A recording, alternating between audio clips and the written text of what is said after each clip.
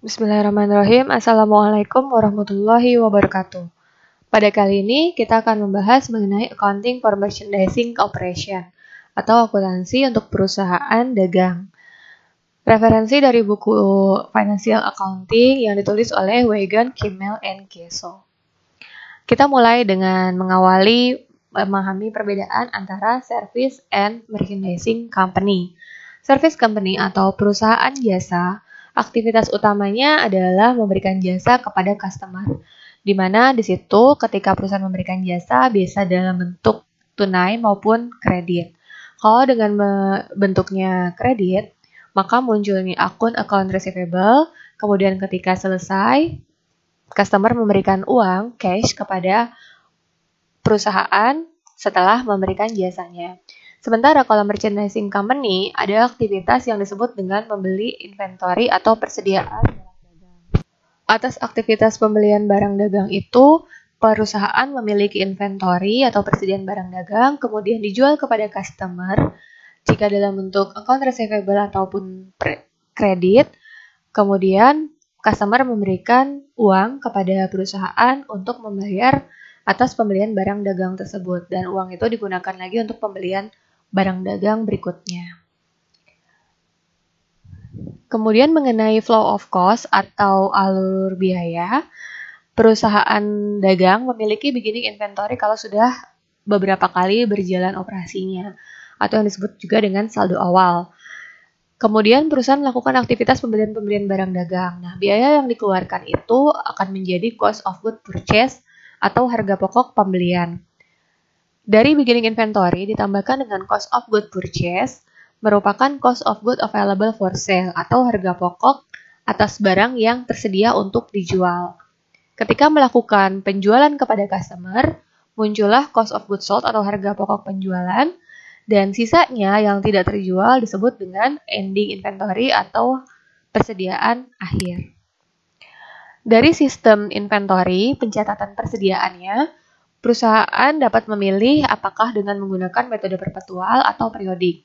Namun, di standar akuntansi yang sekarang sangat disarankan untuk menggunakan metode yang perpetual. Kenapa? Karena metode perpetual ini, perusahaan melakukan pencatatan di setiap transaksi persediaan, baik itu pembelian maupun penjualan. Kemudian, dengan aktivitas tersebut, perusahaan dapat menentukan berapa harga pokok penjualan setiap waktu, setiap terjadinya penjualan. Sementara kalau periodik, perusahaan tidak melakukan pencatatan setiap saat terjadinya pembelian dan penjualan barang dagang. Sehingga perusahaan dapat mengetahui cost of goods sold-nya di akhir periode akuntansi. Dan untuk bisa mengetahui berapa persediaan yang tersisa, berapa harga pokok penjualan di periode tersebut, perusahaan harus melakukan physical inventory count atau perhitungan persediaan secara fisik. Jadi, itulah perbedaan antara perpetual dan periodik. Kita masuk ke recording proses. Sebagai contoh di sini, ada contoh bukti transaksi penjualan barang dagang yang disebut dengan faktur penjualan atau invoice. Sebagai penjual yaitu PW Audio Supply Incorporation menjual barang dagang kepada Sauk Stereo sebagai pembeli. Item-item apa saja yang dijual di sini disebutkan, apa saja dengan kuantitasnya berapa unit dan harganya berapa per unitnya, kemudian jumlah total harga yang harus dibayarkan berapa. Nah, di sini ada keterangan-keterangan lain. Pembeliannya di tanggal 4 Mei ya. Kemudian penjualnya itu siapa? Terms-nya 2/10 N/30. Artinya di sini dia akan mendapatkan diskon 2% kalau pelunasannya paling lambat 10 hari setelah tanggal pembelian. N/30 adalah berarti maksimal pelunasannya adalah 30 hari dari tanggal pembelian. Kemudian ada keterangannya lagi FOB shipping point. Ini akan dijelaskan di slide berikutnya. Atas transaksi penjualan barang dagang tersebut, dilakukan pencatatan bagi si Sauk Stereo, yaitu sebagai pembeli, dengan mendebit inventory dan mengkredit account payable, karena ini dibayarkan secara kredit. Dengan tipe tadi ya, 2/10 N/30 ini artinya secara kredit. Karena diberikan terms, diberikan diskon 2% kalau dia pelunasannya maksimal 10 hari. Artinya kan ini secara kredit, belum dilunasi gitu. Senilai 3.800 sesuai dengan yang tertera di invoice. Nah, ini jurnal yang dibuat oleh si Sauk Stereo sebagai pembeli ketika dia menggunakan metode perpetual. Bagaimana kalau dia menggunakan periodik? Kita lihat di sini perbedaannya. Perbedaannya adalah pada sisi debit. Kalau perpetual di inventory-nya adalah yang di debit, sementara kalau periodik itu menggunakan akun purchase atau pembelian. Next, kemudian mengenai shipping terms-nya, yaitu bentuk dari bagaimana metode atau sistem yang digunakan, yang disepakati antara penjual dan pembeli atas biaya angkutnya. Yang pertama adalah FOB shipping point. FOB shipping point ini artinya penjual bertanggung jawab hanya pada sampai barang itu dikeluarkan dari gudang penjual. Dalam arti, selama proses pengiriman barang kepada pembeli, ini menjadi tanggung jawab pembeli. Nah, ini biasanya yang kita lakukan ketika kita melakukan transaksi di online shop. Karena ini sudah menjadi tanggung jawab pembeli, biaya angkutnya atau ongkirnya itu ditanggung oleh si pembeli kalau kita menggunakan FOB shipping point. Berbeda dengan FOB destination. Tanggung jawab penjual sampai pada barang itu sampai di gudang pembeli. Sehingga selama perjalanan pengangkutan ini menjadi tanggung jawab penjual. Dan artinya, biaya angkut yang harus dikeluarkan itu ditanggung oleh si penjual. Bagaimana dampak terhadap akuntansinya? Kalau menggunakan FOB shipping point, artinya itu menjadi tanggung jawab pembeli, berarti si Sauk Stereo yang membayarkan biaya angkutnya. Jurnalnya adalah di debit inventory dan di kredit cash sebesar biaya angkutnya $150. Debitnya kenapa inventory? Padahal itu biaya angkut. Karena dalam arti di sini segala biaya yang ditimbulkan sampai inventory itu siap untuk dijual itu menjadi atau diakui sebagai besar dari harga pokok pembelian. Maka diakuinya ke inventory, itu kalau menggunakan perpetual. Berbeda dengan metode sistem periodik. Sistem periodik debitnya menjadi freight in atau biaya angkut pembelian. Ini perbedaannya di sisi debitnya. Jadi tadi seperti yang saya bilang, bahwa perbedaan utamanya kalau perpetual itu selalu ada akun inventory di setiap dia melakukan transaksi apapun dalam hal jual beli barang. Tapi kalau di metode periodik, akun inventory-nya tidak akan muncul. Nah, kemudian kalau FOB destination kan ditanggung oleh si penjual, yaitu PW Audio Supply. Maka jurnal yang dilakukan oleh pembeli itu tidak ada ya, karena ditanggung oleh penjual. Nah, ini adalah jurnal yang dilakukan oleh si penjualnya, yaitu Audio Supply. Apa jurnalnya? Debitnya adalah biaya angkut penjualan atau freight out. Kalau in tadi pembelian ya, karena barang masuk. Freight out berarti biaya angkut penjualan, karena barangnya keluar.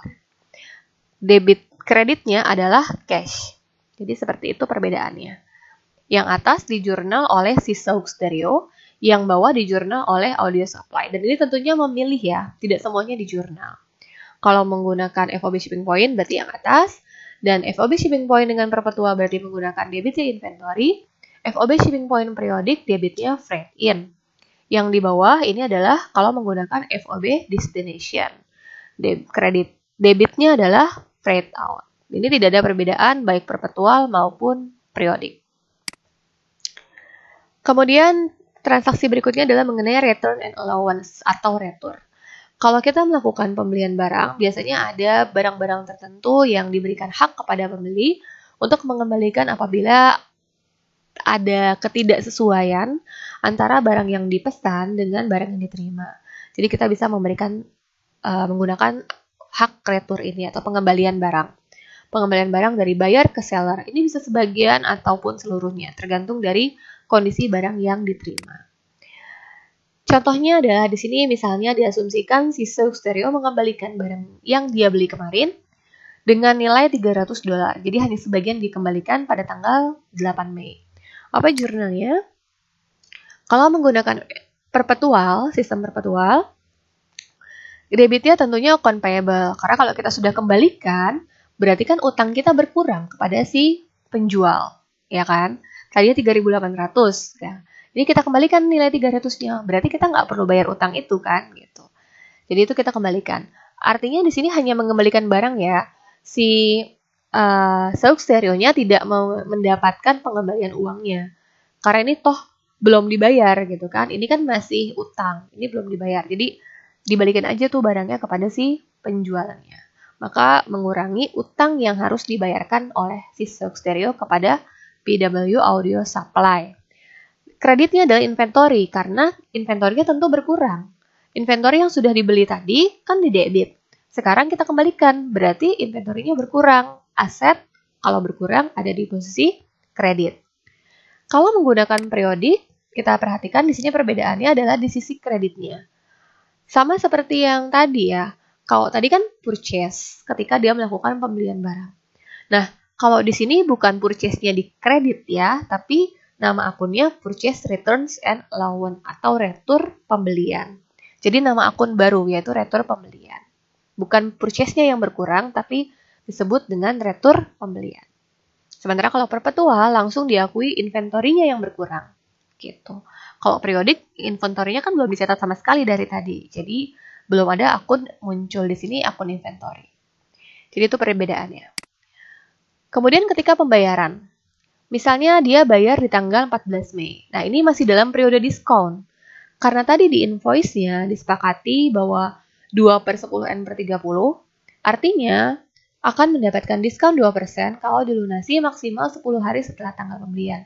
Tadi kan belinya tanggal 4 Mei ya. Dia bayar tanggal 14 Mei, berarti kan pas 10 hari. Maka dia masih dapat diskon. Bagaimana jurnalnya? Kalau menggunakan perpetual, account payable-nya di debit, jelas, karena di sini pembayaran utang. Kemudian kreditnya adalah cash dan inventory. Cash-nya tentu bukan 3.500, tapi sudah berkurang. Berkurangnya dari mana? Dari setelah dikurangin diskon. Diskonnya 2% dari 3.500 yaitu $70. Maka cash-nya adalah 3.500 dikurangi diskon 70 sehingga cash-nya 3.430. Nah, untuk diskonnya ini dicatat menjadi inventory. Ya. Jadi perhatikan di sini. Jadi langsung akun inventory-nya yang berkurang atas diskon pembelian barang dagang tersebut. Nah, ini 3.500 karena tadi kan di invoice 3.800. Terus di retur kan, di retur 300. Jadi sisanya masih ada 3.500 yang harus dibayar. Kalau menggunakan sistem periodik, kita lihat perbedaannya. Untuk sisi kreditnya, itu bukan inventory tapi purchase discount. Seperti tadi ya, yang ketika retur, itu bukan purchase-nya yang berkurang, ada di kredit, tapi dikasih nama akun baru yaitu Purchase Return and Allowance atau retur pembelian. Nah, di sini kalau dia diskon juga sama, akunnya bukan purchase yang berkurang atau purchase-nya jadi di kredit, tapi menjadi nama baru yaitu Purchase Discount. Gitu. Jadi ini yang perpetual dan yang sebelah kanan adalah yang periodik. Kemudian bagaimana kalau dia bayarnya di luar periode diskon? Dia bayar tanggal 3 Juni. Ini tentunya sudah lewat ya dari 10 hari. Nah, yang dilakukan oleh si Sauk Stereo jurnalnya adalah ya sudah karena dia bayar hutang dari yang sisanya 3.500 tadi. Kalau jurnal bayar hutang berarti debitnya adalah account payable, kreditnya adalah cash. Jadi utang kita berkurang dan kas kita juga berkurang. Jadi lebih simpel. Kalau diskon berarti harus dicatat diskonnya. Kemudian sekarang kita masuk ke dalam recording bagi atau pencatatan bagi si sellernya. Berarti bagi si PW Audio Supply. Nah, contohnya di sini kan tadi penjualannya 3.800 ya. 3.800. Dari 3.800 yang dijual itu ternyata kita asumsikan di sini biaya merchandise cost-nya itu atau biaya harga pokok penjualannya itu adalah 2.400. Jadi 3.800 itu kan harga jual. Nah, diasumsikan harga pokok penjualannya bagi si PW Audio Supply adalah 2.400. Jurnalnya apa? Jurnalnya yang pertama account receivable di debit dan sales revenue di kredit. Ini untuk mencatat atas penjualannya. Ini dengan metode perpetual ya. Maka debitnya adalah piutang, karena secara kredit, piutangnya bertambah di debit. Kemudian yang dikredit adalah sales revenue atau penjualan, pendapatan dari penjualan. sebesar 3.800 yaitu harga jualnya. Dan jurnal yang kedua, jadi ada 2 jurnal yang harus dilakukan di sini. Kalau menggunakan metode perpetual, debitnya adalah cost of goods sold atau harga pokok penjualan, kreditnya adalah inventory karena inventorinya dia berkurang. Ketika kita melakukan penjualan kan inventorinya diberikan kepada customer, maka inventorinya berkurang. Sebesar harga pokok penjualannya yaitu $2.400. Jadi kalau kita menggunakan metode perpetual, kuncinya tadi karena selalu dicatat atas aktivitas purchase and sales-nya, inventory itu selalu dilakukan pencatatan perkembangan masuk dan keluarnya, pertambahan dan pengurangannya, maka harus muncul akun inventory-nya. Nah, di jurnal yang kedua inilah muncul akun inventory itu, yaitu sebesar harga pokok penjualan. Sementara kalau metode periodik gimana? Metode periodik itu cuma jurnal yang pertama aja yang harus dibuat, gitu. Jadi cuma jurnal account receivable dan kreditnya adalah sales revenue. Cost of goods sold dan inventory-nya tidak perlu di jurnal kalau kita menggunakan sistem periodik. Karena dalam sistem periodik kita tidak melakukan pencatatan perubahan setiap yang terjadi antara purchase and sales-nya. Jadi itu ya kuncinya. Kalau perpetual harus ada 2 jurnal, pertama harga jual dan kedua harga pokok penjualan. Kalau kita menggunakan periodik, kita hanya mencatat harga jualnya saja. Nah, kalau adanya return and allowance, tadi kan si Sauk Stereo-nya mengembalikan nih kepada si PW Audio Supplies. Apa yang dilakukan oleh penjual jurnalnya? Yaitu sales return and allowance atau retur penjualan di debit, kemudian yang dikredit adalah account receivable karena piutangnya berkurang. Tadi kan bagi si Sauk Stereo ketika dia mengembalikan utangnya berkurang. Nah, ini bagi si penjualnya otomatis piutangnya berkurang. Piutang berkurang karena dia aset ada di posisi kredit sebesar $300. Dan kalau menggunakan metode perpetual, ingat harus mencatat inventorinya. Jurnal yang kedua yang harus dibuat adalah inventorinya bertambah karena dikembalikan kan kembali lagi. Maka inventorinya itu jadi bertambah. Di debit sebesar 140, kemudian kreditnya adalah cost of goods sold. 140 ini dari mana? Ini dari asumsinya bahwa harga pokok penjualan atas barang yang dikembalikan sebesar 300 tadi adalah $140. Dan ini ada di soal. Nah, kalau menggunakan periodik yang harus dilakukan oleh PW Audio Supply sebagai penjual, hanya mencatat jurnal yang pertama saja. Tidak perlu mencatat jurnal yang kedua, karena dia tidak mencatat perubahan yang terjadi dari sisi inventory. Bagaimana ketika menerima pembayaran? Kalau dalam periode diskon, maka jurnal bagi si penjual tentunya cash di debit karena dia menerima uang, dan account receivable-nya di kredit karena piutangnya berkurang sebesar 3.500. Jadi setelah dikurangin retur tadi, setelah dikurangin pengembalian.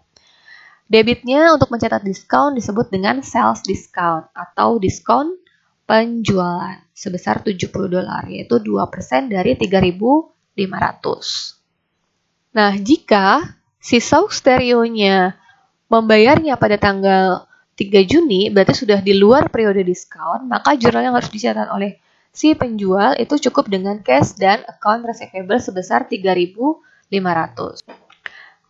Nah, ini baik menggunakan perpetual maupun periodik, jurnalnya sama ya kalau ada transaksi penerimaan atas piutang. Nah, kalau menggunakan baik itu perpetual periodik, kenapa sama? Karena di sini tidak ada harus mencatat inventorinya gitu. Karena di sini hanya pencatatan atas aktivitas penyerahan uang, pembayaran pelunasan dari piutang dan utangnya. Jadi tidak ada perbedaan antara perpetual dan periodik.